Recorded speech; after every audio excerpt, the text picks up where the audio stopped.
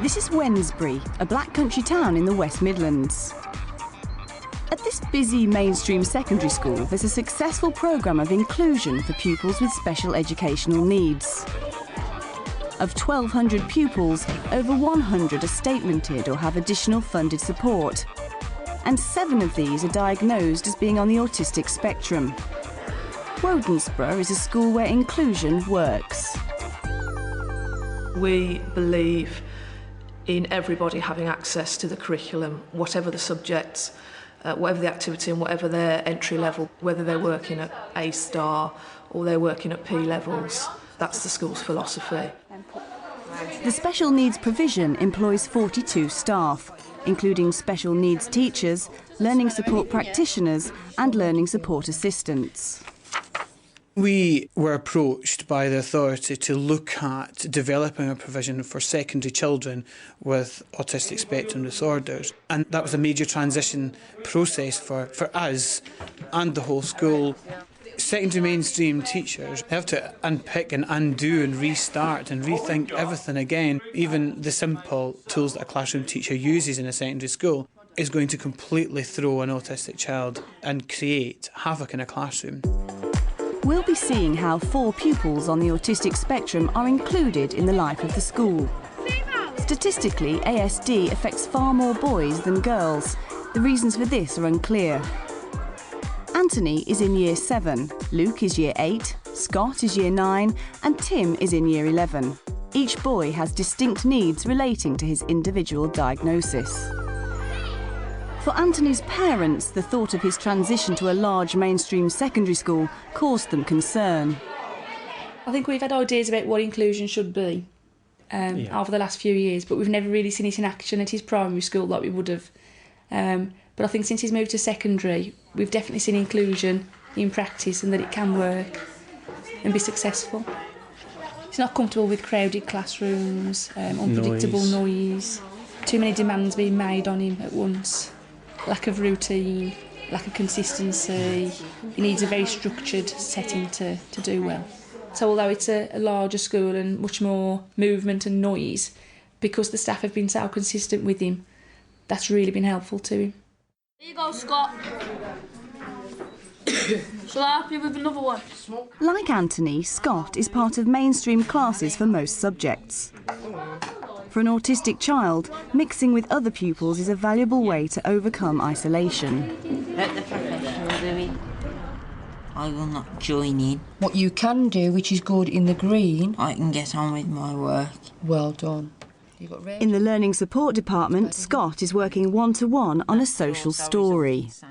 Scott has got no independence whatsoever in school, with peers or adults. He has changed a hell of a lot, got a lot more independent. He will work now independently, work with groups, and his stress levels aren't so high. When I see him on the corridor, I will try to remember that it has been sorted.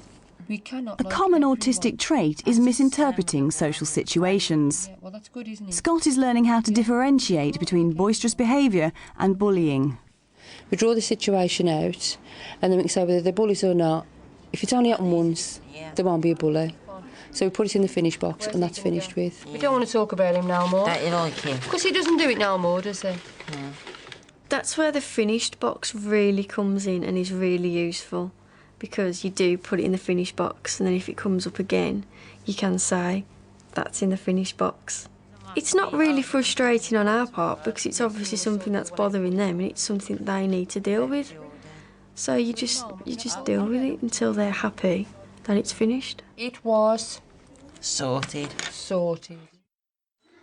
I'm a good shepherd's pie. Hayley played a key part in Luke's difficult transition from primary school. You first stepped through the doors and just screamed and screamed and screamed, and it was a case of 3, 2, 1 up the stairs, and up he came straight into LS2. We've got other autistic children who have been nervous, but they haven't had that reaction. Secondary schools regularly ensure liaison with the primary pupils they're going to take in. But it's crucial for Wodensborough's support staff to get to know incoming pupils with ASD as early as possible. Oh, that's very clever. Very clever. 18 months ago, on his first visit to the school, Luke was given a video camera to help him explore his new surroundings. For any pupil with ASD, the unknown can be a threat. Staircase.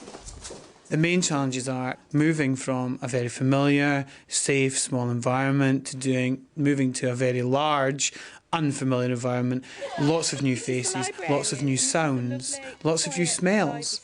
Because the sensory needs of children, are sometimes overlooked, and particularly with an ASD child, those sensory needs can become extremely heightened. That was the design brief. Remember Since then, Luke's progressed well and has benefited from accessing the mainstream curriculum and teachers.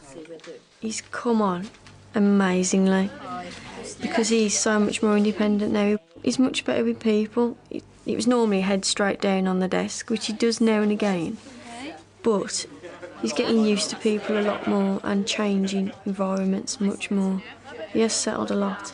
With the Learning Support Department as his base, Luke has structure throughout the day. And I'm going to trust you with my keys to get through the door. Luke needs preparation. He needs to know what we expect of him that day. He needs to know if there are any changes. You know what that is? You know what the symbol is? He needs a lot of visual strategies used. He has a visual timetable. So we've got drama. life skills. Rape. He needs to use registration, sort of just dealing with the day-to-day things that other pupils might take in their stride. And then at the end, Home time, fantastic. We use symbols all the time. We have them all around schools.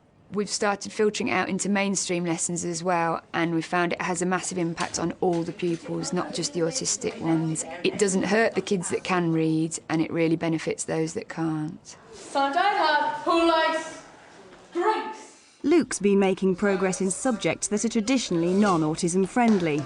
Mainstream teacher Liz Wood takes Luke for drama. When he first came to lessons, he was happy to play a game, and even that took a couple of weeks to get him into playing a game. But after that, that was it. He wouldn't do any of the work. He didn't want to engage in any group work or anything like that. And he made the decision. He was like, "No, I'm not doing it. I'm going to sit in the corner." Day to day, he struggles in groups. He struggles to interact. It takes a lot of prompting to get him involved in things that he doesn't really want to do. What's happened is Kate and her husband, Patricia, have been called for. After the game, we went into a little bit of talking, which Luke found a little bit hard to cope with, because he switches off, he gets annoyed, he starts to get a little bit agitated. Luke, be calm. It's only a game. So he removed himself from the situation. I tried talking to him, and he didn't want to know, so left him for 5 minutes to sort of calm himself down. Do you remember the story we were doing last week? No. At first, it was quite distracting because it would distract the other pupils, and especially the mainstream pupils who weren't used to working with the pupils from LS1 and 2, and especially Luke. So they would make a big fuss of it, but over time they've gotten used to it, they ignore it, they continue to be focused on me. And because I've got the support and there's Pete and other people, I know that I can leave it and they can deal with that and I can continue dealing with the rest of the class. Who's going to be Katrina, who's going to be Patricio? Once we were going to start moving into the practical work, I used one of the other students who he's used to working with. I sort of got them paired together because it was someone he was comfortable speaking to and comfortable working with.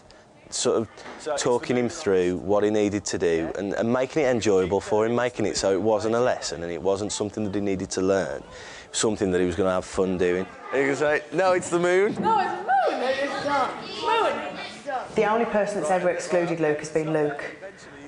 And now he's starting to include himself, and it's just by the by for the rest of the class. They just accept that it's happening. Fantastic. How good is that?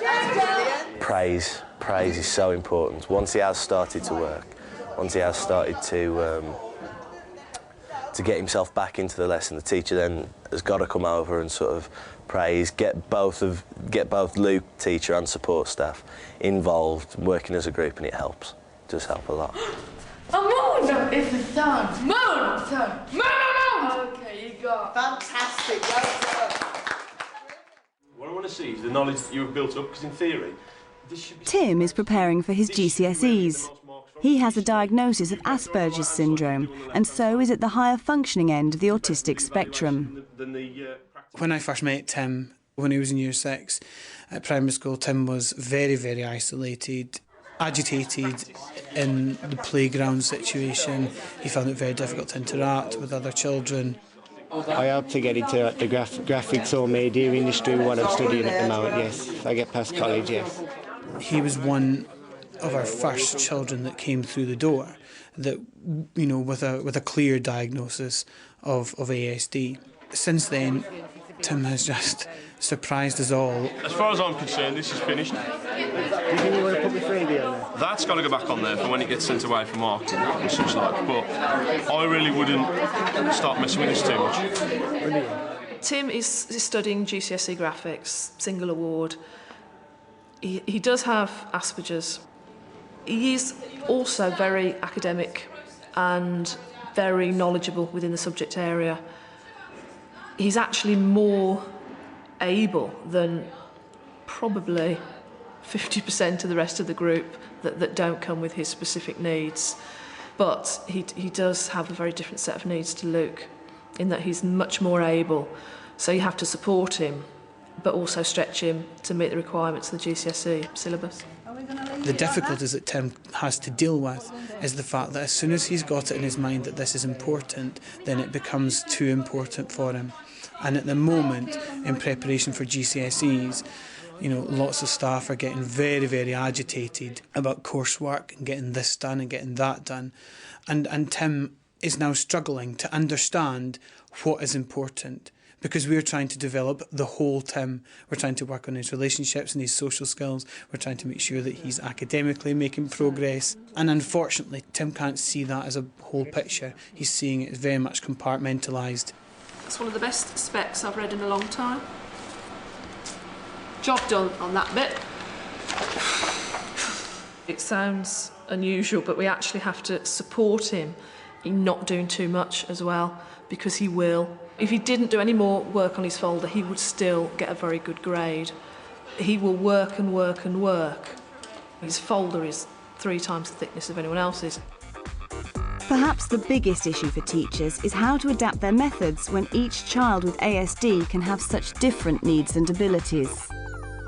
I think that the best way to work with staff is the drip feed method, where you work through issues, you explain the problems, you explain possible solutions and ways through it. Like all pupils, ASD students need structure, order. They like to know where they're going, how they're going to get there, and to remember that. Just another one of those. Talk to the support staff, because the support staff can be really useful in resources they can provide. There's a lot of resources that these kids react well to, like symbol supported timetabling, like differentiated worksheets, and it does really help in lessons.